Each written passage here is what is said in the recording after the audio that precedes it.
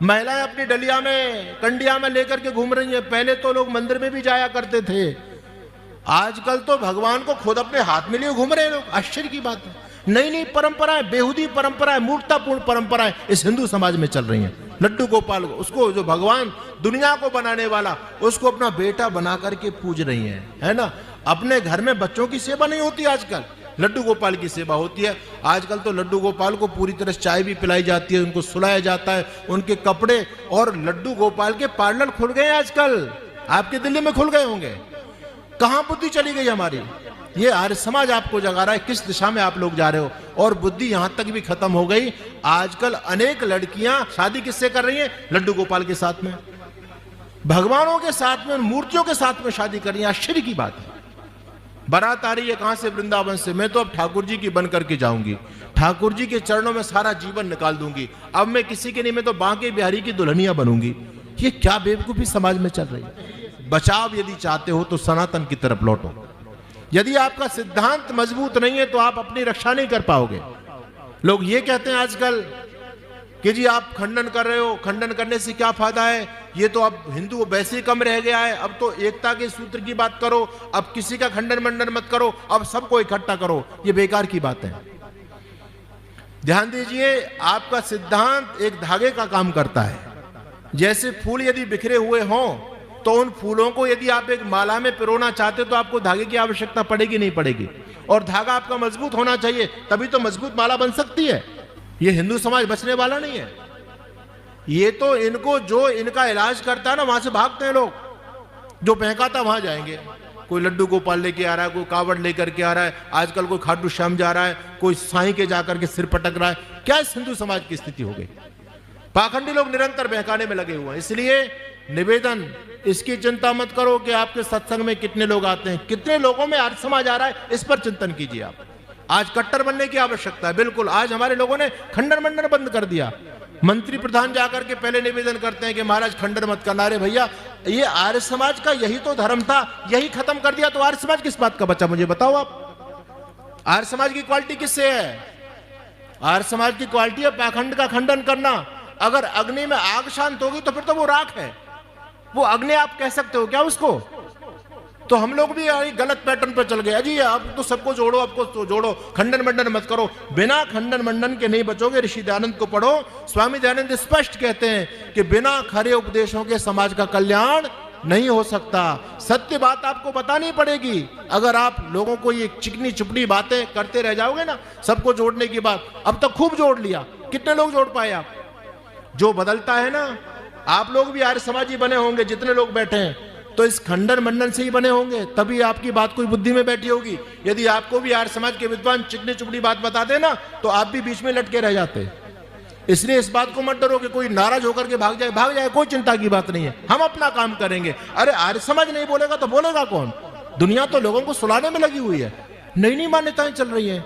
कोई लड्डू गोपाल लेकर के आ रहा है, कोई उसको लेकर के आ रहा है, कोई वहां झंडा चढ़ाने के लिए जा रहा है। कुछ क्या हो गया हमको?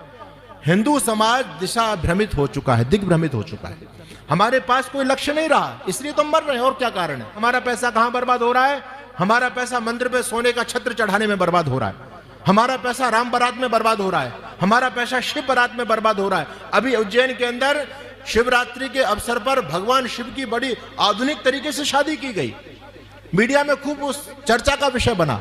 और जो आयोजन समिति के लोग थे ना, वो बड़ी अपने शेखी बघार रहे थे। बोले देखो, हमने वो जो सारी रस्में आपकी शादी में होती है ना, मेहंदी लगाना, महिला संगीत, वो भगवान शिव की शादी में सारी रस्में निभाई गई। और आयोजक लोग मीडिया पर बोल रहे थे, देखो हमने सोचा कि जब हम अपने बेटे की शादी इतनी अच्छी तरह से कर सकते हैं, बेटी की शादी इतनी अच्छी तरह से कर सकते हैं, तो ये तो हमारे भगवान है। हम भगवान की फॉर्मेलिटी क्यों करें? भगवान की शादी में उसी स्टाइल से करेंगे। तो हमने करोड़ों रुपए लोगों से लिया और सब भगवान की शादी में लगा दिया। पूरी उज्जैन नगरी में कार्ड बांटे गए, ढोल बजे, डीजे बजे, बारात बाकायदा आई, लोगों की आलीशान पार्टी हुई। यहां हमारा पैसा बर्बाद हो रहा है। किसी भी मुसलमान का पैसा इन दिखावों में बर्बाद नहीं होता, ध्यान दीजिए। उनका पैसा कहीं जाता है तो केवल जकात में जाता है। जकात में, जकात का मतलब समझते हो? जकात किससे कहते हैं? जकात उसको कहते हैं धर्म युद्ध के लिए। इस्लाम को किस प्रकार से फैलाया जाए, वो एक चौने भी खर्च करेगा तो केवल जकात के लिए खर्च करेगा। वो कोई मस्जिद की आपकी जो है ना बुर्ज आपको सोने में मढ़ा हुआ नहीं मिलेगा, उस पर सोने और चांदी का पानी आपको नहीं मिलेगा। वो वास्तव में टारगेट लेके काम करें। उनके पास पैसा है तो वो मदरसा स्थापित करेंगे, उनके पास पैसा है तो वो अपनी मस्जिद बनाएंगे, लोगों को कन्वर्ट करेंगे। आप देखो ना आजकल कितना पैसा बांट रहे हैं लव जिहाद के नाम से, लाखों लाखों रुपए दिया जा रहा है, नहीं दिया जा रहा है। अरे वहां तो जातियों के आधार पर लड़कियों की लिस्ट टंगी हुई है। अगर ब्राह्मण की लड़की आएगी लव जिहाद में फंस करके उसको इतना पैसा मिलेगा, लाने वाले लड़के को, जाट की लड़की के लिए इतना पैसा, राजपूत की लड़की के लिए इतना पैसा, बनिया की लड़की के लिए इतना पैसा। कौन दे रहा है पैसा, बताओ आप। वो सारा पैसा अरब के लोग दे रहे हैं, यहां का रिक्शा चलाने वाला व्यक्ति भी वहां पर डोनेट कर रहा है। यानी उनका जो टारगेट है वो आपको खत्म करने के लिए चल रहा है। और हमारे राम मंदिर की स्थिति क्या है, पैसा बहुत आ गया। अब हम इस पैसे का सदुपयोग इसलिए ऐसे करेंगे कि अब तक हम जो प्रसादी बनाते हैं ना देशी घी की, तो वो जो लड्डू भक्तों में बांट रहे हैं वो लड्डू बड़े महंगे हैं। अब हम लड्डू सस्ते करेंगे। ये अपने लड्डू सस्ते करने में लगे हुए हैं, वो मदरसे खुलवाने में लगे हुए हैं, वो मस्जिद बनाने में लगे हुए, वो जिहाद में लगे हुए हैं। ईसाई मिशनरी एक एक परिवार को 11-11 लाख रुपए बांट करके पूर्वोत्तर राज्यों में वो कन्वर्ट करने में लगी हुई है। आप अपने लड्डू सस्ते कर लो, कैसे बचोगे भाई? ये खरी बात आपको कोई बताने वाला नहीं है। आपको मिर्च लग जाए इसकी हमको कोई चिंता नहीं है। हम भी चाहें तो हम भी चिकनी चुपड़ी बात करके आराम से मठाधीश बन करके रह सकते हैं। हमको क्या आवश्यकता है, हम अपना सर थैली पे लेकर के घूम रहे हैं। कितने लोग FIR करते हैं, कितने लोग हमारी लोकेशन ट्रेस करते हैं, लेकिन फिर भी हम हिंदू समाज को बचाने के लिए लगे हुए हैं। ये ऋषि दयानंद का मंच है। मेरे गुरु ने 42 बार लोगों ने प्राणलेवा हमला किया ऋषि दयानंद के ऊपर। ऋषि दयानंद डर जाते, लोगों ने इल्जाम किया, लोग अपने गद्दार कहते थे, ये मुसलमान है, ये ईसाइयों का एजेंट है, ये सनातन धर्म को खत्म करने के लिए ईसाई लोगों के द्वारा छोड़ा गया है। कितने आरोप ऋषि दयानंद पर लगाए, लेकिन ऋषि दयानंद रुके नहीं, झुके नहीं, अनवरत रूप से चलते रहे। अगर वो ऋषि इस धरती पर नहीं आता तो ये राम कृष्ण के नाम पर ये लड्डू गोपाल को लेकर के घूमने वाले लोग एक नहीं बचता। सबके सिर पर गोल गोल टोपी होती या गले में क्रॉस का निशान होता। अगर आज तुम बचे हो, तुमको आर्य समाज की बात भले कड़वी लगती हो, ये बात बिल्कुल सत्य है, लेकिन बचे हो तो केवल आर्य समाज के बलबूते पर बचे हुए, और आपको बचाने वाला कोई नहीं। आज भी मुल्ला मौलवी पादरी ये सब घबरा रहे हैं। किससे घबरा रहे हैं? आर्य समाज से घबरा रहे हैं, क्योंकि वो तर्क करते हैं। लड्डू गोपाल वाले क्या सामना करेंगे उनका, बताओ?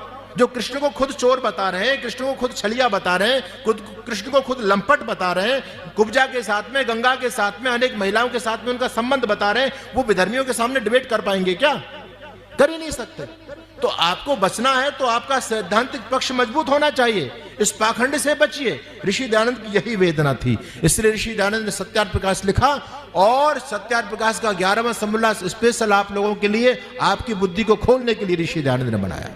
उसको एक बार जीवन में जरूर पढ़ना, नहीं तो आने वाले समय में